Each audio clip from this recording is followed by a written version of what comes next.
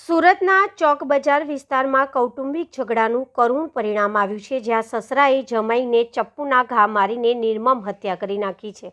ચોક બજાર ફૂલવાડી વિસ્તારમાં બનેલી આ ઘટનાથી સમગ્ર વિસ્તારમાં સનસનાટી ફેલાઈ ગઈ છે.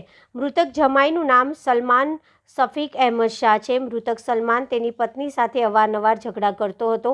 આ બાબતને લઈને સસરા અને જમાઈ વચ્ચે બબાલ થઈ હતી, જે ઉગ્ર સ્વરૂપ ધારણ કરતા હત્યામાં પરિણમી. ગુસ્સે ભરાયેલા સસરાએ જમાઈ સલમાન પર ચપ્પુ અને ના અનેક ઘા ઝીકી દીધા હતા, જેના કારણે તેનું ઘટના સ્થળે જ મૃત્યુ થયું હતું.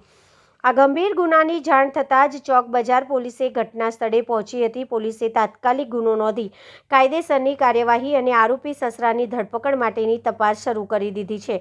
ઘરકંકાસના કારણે બનેલી આ હત્યાની ઘટનાએ સુરતમાં કાયદો અને વ્યવસ્થાની સ્થિતિ તેમજ કૌટુંબિક સંબંધો વધી રહેલી હિંસા પર ગંભીર સવાલો ઊભા કર્યા છે.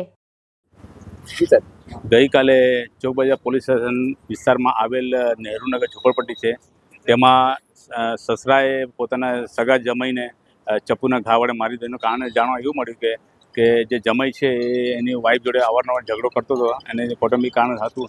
તેના લીધે સસરાએ ઉશ્કેરાઈને જઈને જમાઈને ચપ્પુથી મારી દીધું છે અને માર્યા પછી તે ફરાર થઈ ગયેલો છે. તે પછી ચોક બજાર પોલીસની અલગ અલગ ટીમો બનાવવામાં આવેલી છે અને મોડી રાત્રે પોલીસની ટીમ સસરાની ધરપકડ કરી છે.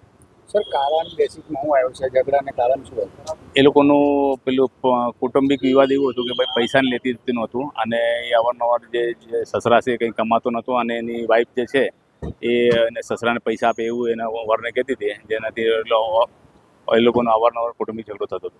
જેમને આવી